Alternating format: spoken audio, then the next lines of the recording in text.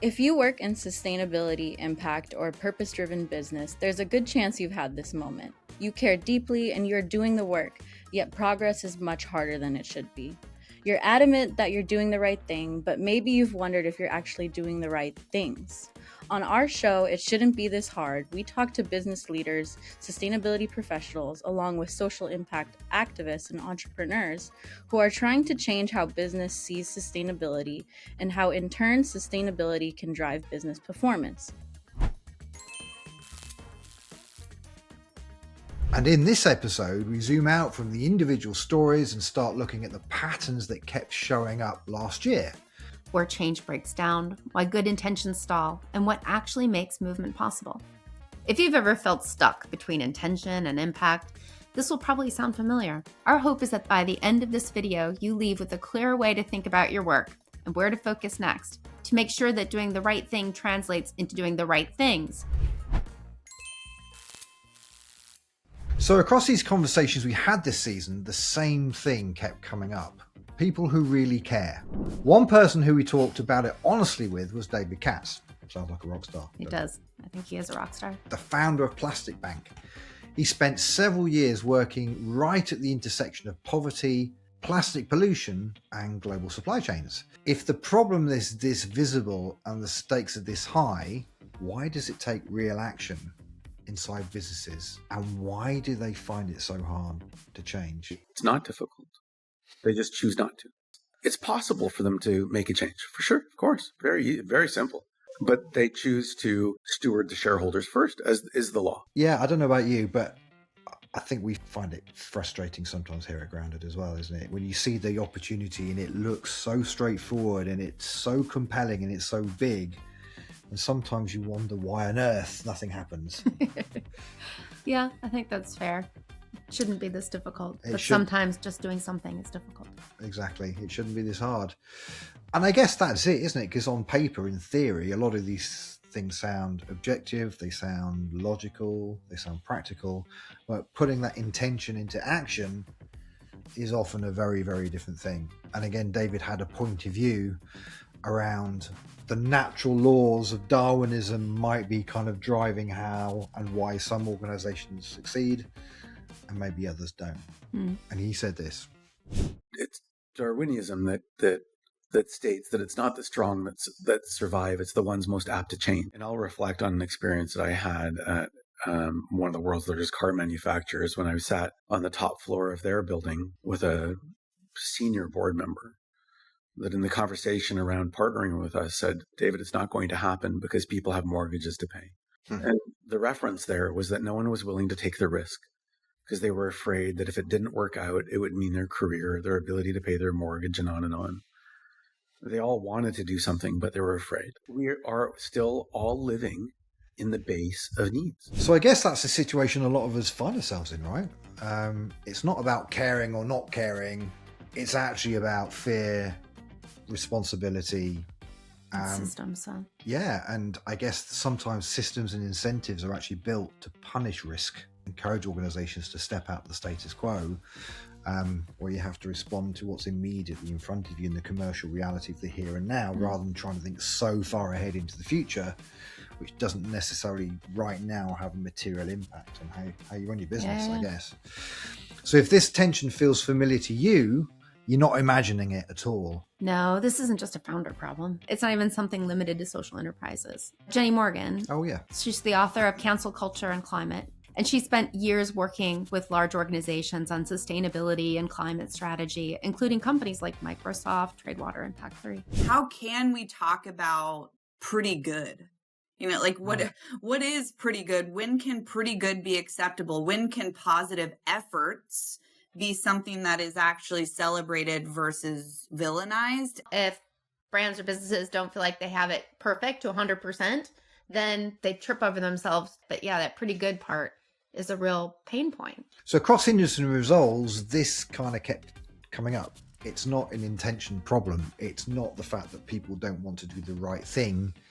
It's systemic barriers to action. And that makes progress slow, fragile, and sometimes hard to initiate, and definitely very hard to sustain.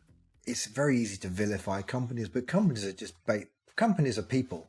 People are companies. And ultimately, this is a very human challenge. And this is where a lot of the work really gets stuck, in the people. Not because people don't care, but because the systems around them make it hard to act. When we know it's not a motivation problem, then things start to make a little bit more sense. So sustainability, I guess, is being asked to live inside operational systems that actually just aren't built for it in the first place, kind of when you think about it. And then when these operation systems get stressed, they fall back to their default setting. So in other words, what they were designed to do in the first place, whatever feels safest. So that's something Karima, systems change expert and founder of Illumine.earth, has seen repeatedly from inside large global institutions. And she's worked across human rights, social justice, and international systems. Wow. And this is what she had to say. Very large organizations, for-profit, non-profit, intergovernmental, they value and they incentivize and then they develop for conformity. Everybody who conforms, like all the people who learned coding to conform to the market 10 years ago, that it was going to be the best career ever, are now panicking. It's not even a good thing to conform anymore to their needs. So how do we actually bring out our individuality? How do we exercise that full range of motion of our own personal identity and values for our good and the good of others on the planet? Gosh, after all of that, it just really makes me want to sit back and have a cup of coffee. We spoke with Michelle Fish and Bob Fish, co-founders of One Big Island in Space by BIGGBY Coffee. 7 years ago, we decided to go to our first coffee farm. Coffee was under threat because of the sea market and the way the sea market functions. So about 80% of the time over the last 20 years, coffee farmers have been paid less than the cost of production. So that's not sustainable. You take shortcuts. You take shortcuts usually first with your family. Maybe you stop sending your kids to school. Maybe you can't afford to ever go to the doctor. Maybe you become food insecure. But eventually, you have no choice. You got to walk off the land. The other thing is climate change. Climate change is having a devastating impact in coffee country. Wet places are getting wetter. Dry places are getting drier. And with that comes pest and pestilence and disease and the need for new knowledge, new farming techniques. We needed to do something to be the change. And we have this tremendous opportunity because BIGGBY Coffee buys a lot of coffee every year. This year it'll be around 3 million pounds of coffee. So it seems to me what Michelle's really talking about here isn't a supply issue. It's the economy of supply and demand. Sure. And it's skewed in favor of those who have means and the resources to control that supply chain. A couple of dollars for the importer, a couple more for the roaster, there's some shipping costs, and the final retailer makes a couple bucks too, so that's 9 of your $10 right there. But wait a minute, all that $9 happens in the wealthy countries, right? The poor countries that produce it only make $1? Well, sort of. We still have to pay the exporter, the taxes, the transportation, the dry and wet mills out of that dollar. But don't worry, all the rest of that goes to the farmer. Holy, that's just a few cents. And of course the farmer still has to pay for the labor to maintain his fields all year round and buy all the things they need to run the farm. Not to mention their food, their shelter, the education for their families. And then there's Bob, Michelle's husband, who also just happens to be co-CEO of BIGGBY Coffee and co-founder of One Big Island in Space with Michelle. He goes on to say something that a lot of people tend to roll their eyes at. And they hear it and they think, well, all right, well, that's nice, but where's the business case? The kind of work we do might be considered a little do-goodery and maybe even charitable work, possibly. Like somebody might confuse what we're doing as philanthropic, and it's not. This is a complete capital model, right? So the reason it's a capital model for us is what we are trying to do. This might even be considered selfish, is secure a supply chain of coffee because coffee is at risk, and so we're trying to guarantee that we have a supply, and we're trying to make sure that we can get that supply at a stable price. And so when we started in 2018, we could see that because of climate change and because producers were walking off their farms, the production was going to level out but because of population growth, demand was going to continue on, right?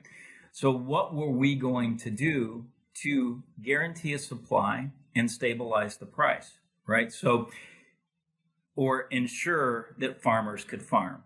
And so our solution was that direct trade model that we call Farm Direct, where we eliminate the middle people and push those inevitable savings down to the producers so that they could be economically viable, so we could have a guaranteed supply at a stable price, right? So what I wanted to say about it is it just makes good business sense. Right. Or the other way to look at that is, if you're working on a capital model that is extractive, eventually that extraction will end.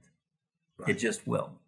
Unfettered capitalism is self-destructive. Capitalism needs some boundaries. I'm not talking about regulation, but they can be moral boundaries, or they can be the boundaries that say or admit that Earth is finite, and what we take from it, we need to make sure we replace, or we'll be in trouble. And that's our basic overall approach to business. So there's a selfish side to it, is all that I'm saying. Yeah. It's certainly not do-goodery, and it's not philanthropy. We have our own agenda. It's just one that is people-centric, planet-centric, and community-centric. So I guess then the next question is then, what actually makes people feel empowered to stand up and fight and resist the system and try and transform it and try and change it? Not in theory, but the harder thing is in practice. Yeah, I think that feels really applicable to the conversation we had with Amelia Landers from Starbucks. Because if you think about how you buy coffee, it's an industry built around convenience. For sure. So you don't have to think very hard. You just kind of just go. So what Amelia is talking about is what happens when sustainability asks people to slow down or do something extra in those steps beyond just get the coffee and drink it. And how quickly that breaks down if it doesn't fit into how people already live their lives. And I think with any sustainability topic, it's a multi-pronged approach. It's many different ways. First, you have to be where the customer is and deliver the best, most convenient experience that they want to have. And so for us, that looked like enabling a reusable cup in every order channel, if that's what you want, but not forcing it on customers who don't want it. We enabled, a customer to order a beverage in the drive-thru or on mobile order and pay and use their personal cup, which was new this last year. We had long honored a personal cup coming into the cafe, 10 cents off, 25 stars. But these highly convenience motivated on the go order channels of drive-thru and mobile order, we just brought those online. And that was for a small percentage of our customers who have been wanting to use their personal cup, because for them, just as important as their coffee, it's the cup that's meaningful to them. It starts their morning off right. It's comfort. It's whatever it is emotionally. And so just enabling that as a foundation for those customers. It's interesting, even though that's a small percentage of our occasion of people using personal cups, is a very passionate percent of our customer base. And when we unlocked that for customers, that announcement really garnered by far and away more social media engagement than our product launches in that window of time. It was very well received. So, we met those customers where they were without impeding the car behind them waiting for their coffee. We operationalized it in a way that was very smooth and seamless and quick and in our timing requirements, so that the convenience of everybody was taken into consideration. Right. I guess that's the shift. Effectively, people don't change because they're told to, but change obviously becomes a lot easier when convenience and, I guess you could say, conscience collide. But even when systems are redesigned, change can still stall, because in the end, we're only human. And this came through again in our conversation with Jenny Morgan. If you come to a conversation with curiosity and actually asking what the problems are and coming from a collaborative mindset, it unlocks so many opportunities and actually gets everybody on the same team, whereas the first version isolates and separates. So basically, if shame shuts people down and judgment pushes them out, real change asks people to step up and into uncomfortable realities and just stay there.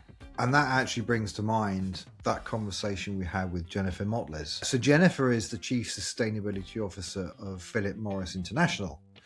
And I know that she spent the last decade trying to basically reinvent Philip Morris International from the inside out, to imagine a world without cigarettes.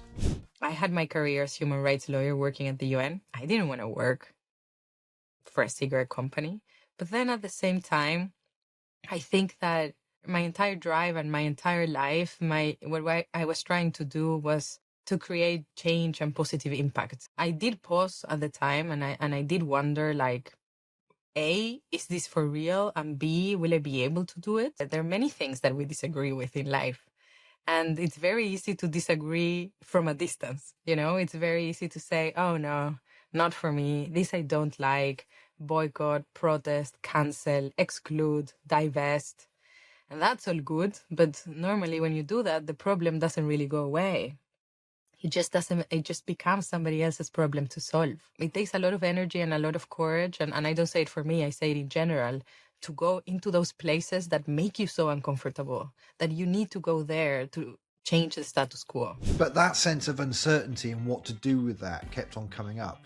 Same sense of powerlessness and the same sense of just being completely overwhelmed, I would imagine. So Kathy, she's the former chief communications officer over at the Washington Post, now at McDonald's. Sorry?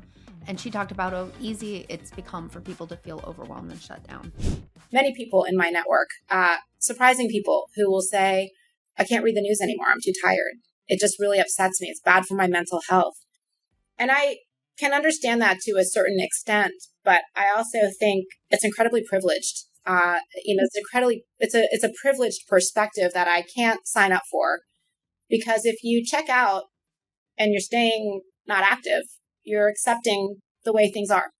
And I really believe that at the local level is like, even if you can't control, again, what's happening in a national space, at the local level, you can be involved in your own community. That's also threatening to democracy. So when people feel overwhelmed instead of empowered, the work doesn't stop. I guess it just goes quiet, right? It gets hushed up. Green hushing. So green hushing is actually a byproduct of people feeling disempowered and stuck because they don't really know what to do. And afraid. And afraid of doing the wrong thing. Kathy names people. She talked about people that were checking out. And thinking about our next guest, Hillary, what was interesting about her and her perspective, having worked for many years on Gillette and P&G, and then moving into a company called Divert, which is about, effectively recycling and redistributing food waste. Turning it into energy. And turning it into energy.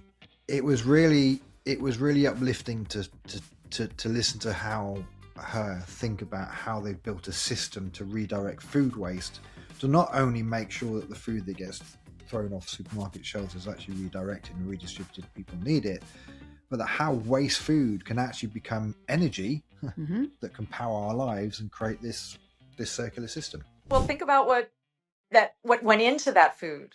You had the farmers who grew it, and they watered it, and then they transported it, and then somebody packaged it, and then transported it, and all those dollars, and it's at its highest and best use once it gets to the store, and then a third of it gets thrown away. I didn't realize how much food was going to waste. I don't think people do know. And for me, it became this opportunity to let people know all those facts that you just said and try to find a solution that's going to fix that problem and help us waste less and keep more products being sold or repurposed in a way that people in need can eat them. So lots of wisdom, lots of learnings, and maybe some reflections and lessons as we kind of start this year, maybe ominously, and start to kind of figure out what change looks like. So lesson one, I guess, is that change doesn't stall because people don't care. It stalls when systems aren't designed to support them and actually work against them and make them feel that change is impossible. And also when effort goes unnoticed and people feel called out rather than called in. And maybe when people start to lose faith that what they actually do has some value, has some meaning, and really matters. We heard how friction and so hushing can quietly shut things down, how shame pushes people out and doesn't invite people in, and how feeling overwhelmed turns positive energy and engagement into apathy and often inaction. But we also heard something else, I think. We also heard that progress doesn't just come from getting everything right. As Yoda in Star Wars said, do or do not. There is no try. But that, I think, is an interesting connection about little things, because little things actually count. Interesting thing what Yoda and I have in common. About the same height. Exactly. Global change supplies. And I know Bob, who's Michelle's wife. No, he's not Michelle's wife. I think I might have a motivation problem. I'm sorry. Maybe like if we all had a little crema in our cup of coffee every day, it would make things go a bit better. Bravo, bravo. Woo! Stay tuned for the next season, and in the meantime, feel free to visit us at grounded.world, because it shouldn't be this hard, and it really doesn't have to be.